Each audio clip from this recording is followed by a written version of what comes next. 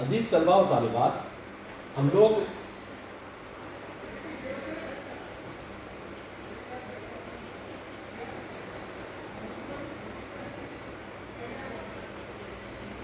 Be A first year, B A F Y optional first کا پرچہ غزل کا مطالعہ کر رہے تھے. غزل کا مطالعہ کر رہے ہیں. ہم نے اس میں غزل کے موضوعات اس عنوان پر ہم گفتگو کر رہے تھے. آئیے اسی بات کو ہم آگے بڑھاتے ہیں. ہم نے کل دیکھا کہ غزل کے موضوعات کے حوالے سے کہ غزل کا بنیادی موضوع حسن و عشق ہے. ہم نے حسن اور عشق کیا ہے اس حوالے سے گفتگو کی، اور ہم نے یہ بھی بات سمجھی کہ غزل کی بنیاد یا غزل کی اساس یا غزل کے موضوعات جس بنیادوں سے وابستہ ہیں وہ حسن و عشق ہی ہیں. حسن و عشق اردو میں عربی فارسی اور فارسی سے اردو میں جب غزل آئی تو غزل کے بنیادی موضوع ہی حسن و عشق تھا. اس لیے اگر آپ عشق اس کے حوالے سے بات کرتے ہیں تو ہم کو معلوم ہوگا کہ عشق ہے کیا. تو ہم نے کل گفتگو کے دوران یہ دیکھا تھا کہ کچھ حقیقت نہ پوچھو کیا ہے عشق، کچھ حقیقت نہ پوچھو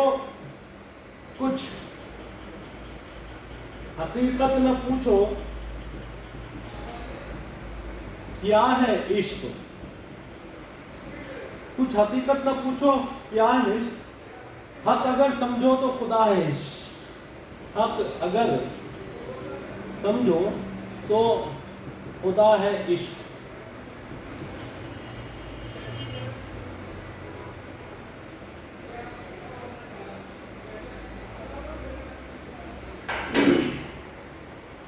یہ جو شعر ہے اس پر ہم آ کر رکے تھے اور ہم گفتگو کر رہے تھے کہ عشق ہے کیا. عزیز طلبہ، محبت قدرت نے انسان کی فطرت میں ودود کی ہوئی چیز ہے. اللہ خود اپنے آپ کو یا اللہ کے صفاتی ناموں میں سے ایک نام ہے جو کہ ودود کہلاتا ہے. ودود کے معنی محبت کے ہیں.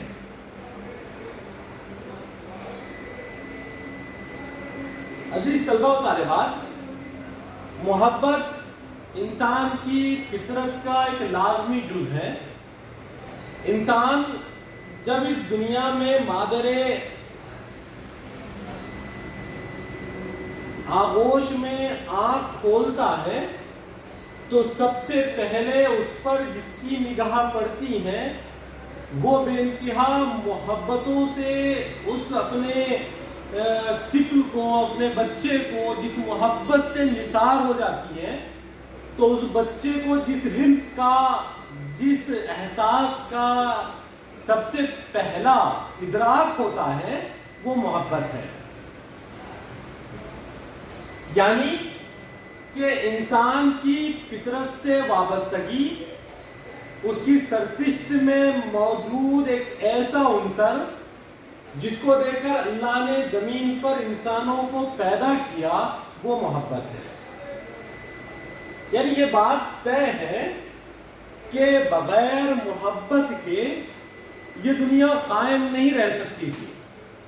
اگر آپ اور ہم اندازہ لگائیں، انسان ہو، جانور ہو، پالتو جانور ہو یا درندہ صفت جانور ہو، خواہ کوئی بھی ہو، اللہ نے درندوں کے اندر بھی ایک محبت کا عنصر رکھا ہے. ہم دیکھیں کہ جنگلوں کے درندہ صفت جانوروں سے ہم کو خوف آتا ہے. اگر ہم خواب میں بھی ان جانوروں کو، ان ہیبت ناک چیزوں کو جو انسانوں کو تکلیف دینے والی ہیں، تکلیف پہنچانے والی ہیں، ان چیزوں کو دیکھ لیں تو ہمارے اوپر ایک خوف طاری ہو جاتا ہے. لیکن یہی جانور جب اپنی اولاد کو جنم دیتے ہیں، پیدا کرتے ہیں، تو ان جانوروں کے اندر جو محبت کا عنصر اس جانور کا اپنے بچے سے یا بچے کا اپنی ماں سے یا اپنے قبیلے سے جو محبت کا ایک عنصر پیدا کر دیتا ہے اللہ، یہ محبت کا عنصر ہی دنیا کی بقا کا ضامن ہے۔ اگر اس دنیا سے محبت کے عنصر کو ختم کر دیا جائے، اگر اس دنیا سے محبت کے عنصر کی نفی کر دی جائے، تو بچے گی پھر ایک دوسرے سے نفرت اور مخالفت۔ نفرت ہر ذی روح کو تکلیف پہنچانے والی چیز ہے۔ کائنات میں نفرت اگر ہو تو کائنات کا نظام درہم برہم ہو جائے گا۔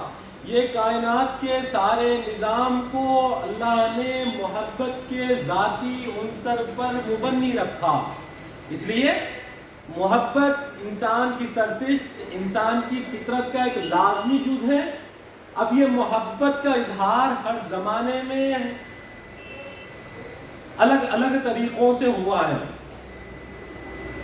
جب بچہ بول نہیں سکتا، مادر آغوش میں ہے، ابھی بازیچہ اطفال ہے، تو وہ بچے کی محبت کا احساس اس ماں کے لمس میں پوشیدہ ہوتا ہے۔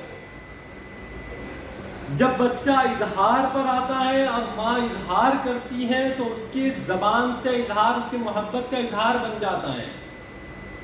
اور محبت کے اظہار کے ہزار وسیلے ہیں۔ محبت کا اظہار زبان کا محتاج نہیں ہوتا۔ انسان کے وجود کا احساس بھی محبت کا اظہار کروا دیتا ہے۔ انسان کی جسمانی زبان، جسے باڈی لینگویج بھی کہتے ہیں، یہ محبت کے الگ الگ پہلوؤں کے اظہار کا ایک وسیلہ ہے۔ اس لیے یہ بات طے ہے کہ محبت انسانیت کا بنیادی موضوع ہے، محبت انسان کا بنیادی جز ہے، فطرت کا ایک لاینفک حصہ ہے۔ اس لیے شعراء ادبا نے جب اس موضوع کا اظہار کیا تو ادب کے کئی فن پارے وجود میں آئے، لیکن ایک ایسا فن پارا ایک مخصوص محبت کے دائرے کے گرد آ کر ٹھہرا تھا، وہ غزل تھا۔ وہ محبت، غزل کی محبت، عاشق اور معشوق کی محبت، محب کی اور محبوب کی محبت، ایک فرد کی دوسرے فرد سے محبت، ایک شخص کی اپنے مخالف صنف سے محبت، اس کی ابتدا اس طریقے سے ہوئی۔ لیکن کسی نے پوچھا کہ محبت کیا ہے، عشق کیا ہے، عشق کسے کہتے ہیں؟ تو شاعر نے کہا کہ کچھ حقیقت نہ پوچھو کیا ہے عشق، اگر سمجھو تو خدا ہے عشق۔ کہ عشق انسان کا انسان سے ابتدا ہو کر، انسان کا کائنات کے جز سے شروع ہو کر، انسان کا مخلوق سے شروع ہو کر کائنات کے کل پر، مخلوق کے خالق پر اور انسانیت کے مبدا پر جا کر ختم ہوتا ہے۔ یعنی محبت خدا کا ایک ایسا جذبہ ہے جو خدا نے خود اپنے ذاتی خزانوں سے انسانیت کو دیا۔ اس لیے عشق اور محبت، کچھ حقیقت نہ پوچھو کیا ہے عشق، کہ اگر عشق کی حقیقت جاننا چاہتے ہو، عشق کی حقیقتوں کی تلاش کرنا چاہتے ہو، محبت کی حقیقت کی تلاش کرنا چاہتے ہو، محبت کی بنیادوں کو ڈھونڈنا چاہتے ہو، اور محبت کیا ہے، عشق کیا ہے یہ جاننا چاہتے ہو، تو آپ جیسے جیسے محبت کی تلاش میں نکلو گے، تہ در تہ، پہلو در پہلو اس اسٹیج پر پہنچو گے، یہ آپ اس بات پر آ کر رک جاؤ گے کہ دراصل حق اگر سمجھو تو خدا ہے عشق، عشق خدا ہے، عشق خدا ہے۔ اس لیے محبت انسانی فطرت کا لاینفک جز ہے۔ لیکن اردو غزل میں جب ابتدائی زمانے میں محبت داخل ہوئی، غزل داخل ہوئی، تو اس غزل میں جن شعراء نے اس غزل کے میدان میں کام کیا، اور جن شعراء نے اس میدان کے حوالے سے کام کیا ہے اور جن لوگوں نے قلم اٹھایا ہے، ان کے ابتدائی نام خاتم، آبرو،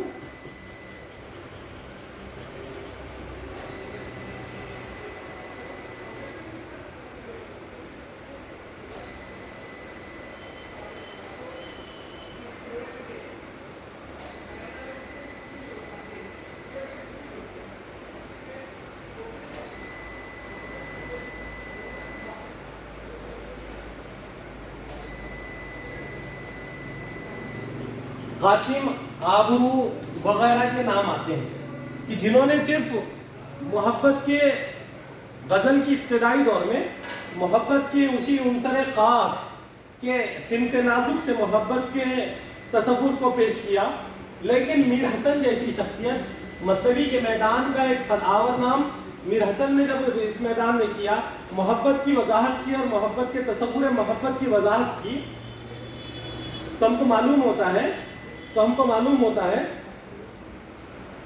کہ محبت کا اصل منبع کیا ہے، اور محبت عشق کیا ہے. تو ہم دیکھتے ہیں، ہم کو معلوم ہوگا کہ یہ عشق بنیادی طور پر عشق دو جز میں بٹ جاتا ہے. ایک عشق حقیقی، دوسرا عشق مجازی. ایک عشق حقیقی اور دوسرے عشق مجازی. عشق حقیقی یعنی مخلوق کا خالق سے عشق، اور عشق مجازی یعنی مخلوق کا بندوں سے عشق. مخلوق کا مخلوق سے عشق اور مخلوق کا خالق سے عشق. عشق حقیقی یعنی مخلوق کا خالق سے عشق، مخلوق کا خالق سے عشق. عشق مجازی یعنی مخلوق کا مخلوق سے عشق.